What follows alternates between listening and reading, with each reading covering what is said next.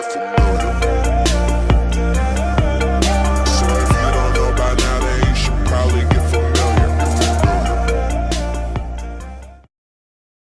இந்த வீடியோ உங்களுக்கு பிடிச்சிருந்தா லைக் பண்ணுங்க, ஷேர் பண்ணுங்க, கமெண்ட் பண்ணுங்க. மறக்காம சேனலுக்கு சப்ஸ்கிரைப் பண்ணுங்க. சாண்டில்யன் அவர்களின் விஜயமகாதேவி பாகம் 2 அத்தியாயம் 29 மரண அலங்காரம். கடவுளின் கோடிக்கணக்கான சிருஷ்டிகளில் கண்ணுக்கு இணையானது எதுவுமே இல்லை என்று நிச்சயமாக சொல்லலாம். மனித உடலிலும் சரி, இதர ஜீவராசிகளில் உடல்களிலும் சரி, ஏராளமான நரம்புகளும் தாதுக்களும் அடியோடு எண்ண முடியாத மயிர்கால்களும் இருந்தாலும் கண்ணுக்கு இணையானது எதுவுமே இல்லை. அது புத்தியில் ஓடும் அத்தனை உணர்ச்சிகளையும் வெளிப்படையாக காட்டிவிடுகிறது. காதல், சாதல், சோகம், விருப்பு, வெறுப்பு அனைத்து உணர்ச்சிகளையும் கண்ணிலிருந்தே தெரிந்து கொள்ளலாம். இருட்டில் நுழையும் போது ஆரம்பத்தில் அடியோடு செயல்படாத கண் சில வினாடிகளில் இருட்டுக்கு தன்னை சரி செய்து கொண்டு பார்வையையும் பெறுகிறது. அத்தகைய ஒரு சக்தி கண்ணுக்கு இல்லை என்றால் நடுத்தள மூளையிலிருந்து வந்த ஒளிக்கு உடையவர் யார் என்பதை புரிந்து கொள்வதும் ஆதிமல்லனுக்கோ மற்ற சீனர்களுக்கோ சாத்தியமாக இருந்திராது. அப்படி நடுத்தள மூளையிலிருந்து குரல் கொடுத்தவரின் கண்கள் இருட்டுக்கு ஏற்கனவே பதனப்பட்டு விட்டதால் அவர் ஆதிமல்லனையும் சீனர்களையும் பார்த்தது மட்டுமின்றி அவர்கள் மகாரத்தினத்தை கைப்பற்ற எடுத்த முயற்சி பயனற்றது என்பதையும் தெரியப்படுத்தினார். அதை தெரியப்படுத்தியும் அவர் தளத்தின் இருண்ட மூளையிலிருந்து வெளிவராமல் ஆடாமல் அசையாமல் பிசாசை போல் நின்று கொண்டிருந்ததை கவனித்த ஆதிமல்லன், பிக்கு, நீங்கள் இனி வெளியே வரலாம், எங்களை என்ன செய்ய வேண்டுமோ செய்யலாம் என்று சொன்னதன்றி தனது பெருமூச்சின் மூலம் தனது தோல்வியையும் வெளிப்படுத்தினான். அதை கேட்டதும் பிக்குவின் ஒல்லியான நெடிய உருவம் இருண்ட மூளையிலிருந்து மெல்ல வெளியே வந்து ஆதிமல்லனையும் சீனர்களையும் ஒரு முறை ஊன்றி கவனித்தது. பிறகு சொன்னார் பிக்கு, மகாரத்தினம் நீங்கள் தேடும் இடத்தில் இருந்திருந்தால் சீனன் நம்பிய முதல் பலகை சிறிது இடம் கொடுத்ததும் மகாரத்தினத்தின் ஜோதி செக்கச்சவேல் என்று சிறிதளவாவது வெளியே வீசி இந்த தளத்திற்கே செஞ்சாந்து பூசியிருக்கும். மேற்கொண்டு நீங்கள் பலகையை அகற்ற வேண்டியதில்லை, அங்கு மகாரத்தினம் இல்லை என்று. ஆதிமல்லா, இந்த மரக்கலத்தின் உள்ளே மாலுமிகளின் கண்ணில் படும் முன்பு சீனர்களை வந்த வழியாக அவர்கள் கப்பலுக்கு அனுப்பிவிடு என்றும் யோசனை சொன்னார். நான் என்று வினவினான் ஆதிமல்லன். நீ போக வேண்டிய அவசியமில்லை, நீ இருப்பதால் உனக்கு ஆபத்து ஏதும் இல்லை, பகிரங்கமாகவே திரும்பலாம் என்றார் பிக்கு. நீங்கள் என்று மீண்டும் வினா ஒன்றை தொடுத்தான் ஆதிமல்லன். நானும் உன்னுடன் இருக்கிறேன். நாம் இருவரும் இந்த மரக்கலத்தை சேர்ந்தவர்கள் ஆதலால் நம் மீது சந்தேகத்துக்கு இடமில்லை. சூசினின் அனுமதி பெற்று இங்கு வந்ததாக சொல்லிவிடலாம். சூசின் இடும் பணி திருப்தியாய் இல்லை என்றும் சொல்லலாம் என்றார் பிக்கு சர்வசாதாரணமாக. அந்த சமாதானத்தை தர்மர் முதலானோர் ஒப்புக்கொள்ள மாட்டார் என்பதும் கலிங்கத்து மரக்கலத்துக்கு திரும்பியதற்கு காரணம் கேட்பது நிச்சயம் என்றும் நம்பிய ஆதிமல்லன், நாம் சொல்வதை தர்மர் நம்பாவிட்டால் என்ன செய்வது என்று வினவினான். பிக்கு ஆதிமல்லனை நோக்கி புன்முறுவல் செய்தார். இப்படி எடுத்ததற்கெல்லாம் பயந்து கொண்டிருந்தால் எதையும் வாழ்க்கையில் செயல்படுத்த முடியாது. துணிவில்லாமல் வெற்றியில்லை, தியாகமில்லாமல் பயனில்லை என்று சூசினின் வார்த்தைகளையே திருப்பினார் பிக்கு. அவர் சொற்களை கேட்டு அதிர்ச்சி அடைந்த ஆதிமல்லன், சூசினும் இதே வார்த்தைகளை சொன்னான் என்று கூறினான். அறிவாளிகள் சொல்லும் சொற்கள் தான் இவை. சூசின் இவற்றை சொல்லியிருந்தால் அவன் அறிவாளிதான் என்றார் பிக்கு. நாம் திரும்பி செல்லும் போது மகாரத்தினம் நம்மிடம் இல்லாவிட்டால் அந்த அறிவாளி இந்த கப்பலில் நாம் என்ன செய்து கொண்டிருந்தோம் என்று கேட்க மாட்டானா என்று கேள்வியை வீசிய ஆதிமல்லன் தனது குரலில் வெறுப்பையும் காட்டினான். அந்த வெறுப்பின் சாயை அவன் ராட்சச விழிகளிலும் விரிந்தது. பிக்குவின் முகத்தில் சிந்தனை படர்ந்தது. அந்த சிந்தனையில் சிறிது கவலையும் காணப்பட்டது. 2 நிமிடங்கள் சிந்தித்த பின்பு சொன்னார் பிக்கு, கேட்க மாட்டான் என்று. இந்த பதில் பெரு விசித்திரமாய் இருக்கவே ஆதிமல்லன் பிக்குவை வியப்பு நிரம்பிய விழிகளுடன் நோக்கினான்.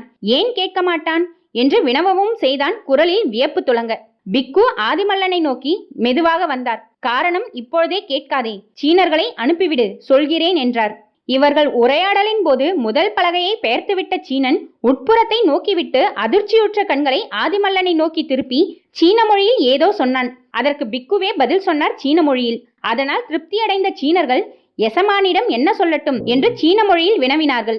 சூசின் உங்களை எதுவும் கேட்க மாட்டார், நான் வந்து பதில் சொல்வதாக அறிவித்து விடுங்கள் என்று சீன மொழியில் பிக்கு கூற, அவர்கள் வந்த வழியே நூலேணியில் இறங்கி கீழே இருந்த படகில் சென்று விட்டார்கள் தங்கள் மரக்கலத்தை நோக்கி. அவர்கள் சென்றதும் ஆதிமல்லன் கேட்டான், அவர்கள் என்ன கேட்டார்கள், நீங்கள் என்ன பதில் சொன்னீர்கள் என்று. அவர்களிடம் பேசியதை பிக்கு சொன்னதும், பிக்கு, இங்கிருக்கும் எல்லோரையும் விட நீர்தான் துணிவுள்ளவர், சூசின் எதையும் கேட்க மாட்டான் என்றும், அப்படி ஏதாவது கேட்டால் நீர் வந்து பதில் சொல்வதாக கூறியிருக்கிறீரே, உமது துணிச்சலுக்கு எல்லை கிடையாதா என்று கேட்டான் ஆதிமல்லன். இதில் துணிவு ஏதும் இல்லை, சூசின் எதையும் கேட்க மாட்டான் என்றார் பிக்கு. ஏன் என்று வினவினான் ஆதிமல்லன். பிக்கு சிறிது சிந்தித்துக் கொண்டே நடுத்தளத்தில் நடந்தார். காரணம் சொல்லட்டுமா என்று இறுதியாக வினவினார். சொல்லுங்கள். ஆவலுடன் எழுந்தது ஆதிமல்லன் கேள்வி. ஆதிமல்லன் திகைப்பை உச்சிக்கு கொண்டு செல்லும் முறையில் மெதுவாகவும் கலக்கத்துடனும் பதில் சொல்ல முற்பட்ட பிக்கு, ஆதிமல்லா, சூசின் இப்பொழுது அந்த மரக்கலத்தில் இல்லை என்றார். ஆதிமல்லன் தனது செவிகளையே நம்ப முடியாததால் விழித்தான் ஒரு வினாடி. இன்னொரு முறை சொல்லுங்கள் என்றான் நம்பிக்கை அடியோடு அற்ற குரலில். சூசின் அந்த கப்பலில் இல்லை என்றார் பிக்கு மீண்டும். ஆதிமல்லன் திகைத்து நின்று விட்டான் பல வினாடிகள். இல்லையா என்றான் இன்னொரு முறை. இல்லை என்றார் பிக்கு. எங்கு போயிருப்பான் என்று வினவினான் ஆதிமல்லன். தெரியாது, ஆனால் கப்பலில் இல்லை.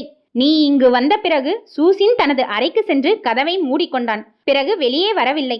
மகாரத்தினத்தை எடுத்து போக வந்த சீனர்கள் அந்த மரக்கலத்திலிருந்து கிளம்பியதும் சூசினை பார்க்க அவன் அறைக்கு போனேன்.